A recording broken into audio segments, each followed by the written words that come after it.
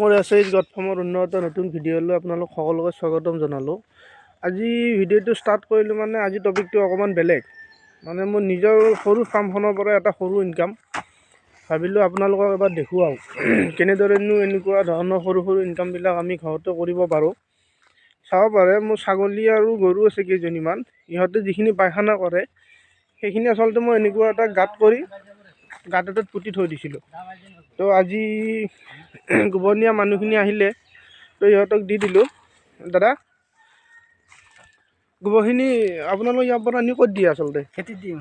খেতিত দিয়ে? কোন জেগাত দিয়ে আপোনালোকৰ ছাপ্লাই? খাৰুপেটীয়া ন? আচ্ছা, বাগান আছে। চাব পাৰে এনেকুৱা ডাঙৰ ডাঙৰ কঠীয়া, কঠীয়া আপোনালোকে আমাৰতো ইয়াত 12 টকাকৈ দিছে। আপোনালোকৰ ফালে কেনেকুৱা দাম ৰেট জনাবচোন এবাৰ। ভাবিলোঁ আপোনালোকক দেখুৱাওঁ নিজৰ ফাৰ্মখনৰে এটা সৰু ইনকাম। বাকী আপোনালোকে এই গোবৰৰ ৰেটটো জনাবচোন, কোন জেগাত কেনেকুৱা ধৰণে নিয়ে। আমাৰ ইয়াততো 12 টকাকৈ দিলোঁ মই আজি। বাকী ভিডিঅ'টো ভাল লাগিলে লাইক কৰিব, লগতে চেনেলটো ছাবস্ক্ৰাইব কৰি দিব আৰু কমেণ্ট এটা দিবলৈ একেবাৰে নাপাহৰিব। আচলতে কমেণ্টত লিখিব আপোনালোকৰ ফালে এইটো ৰেট কেনেকুৱা বা কেনেকুৱা ধৰণে নিয়ে। ধন্যবাদ।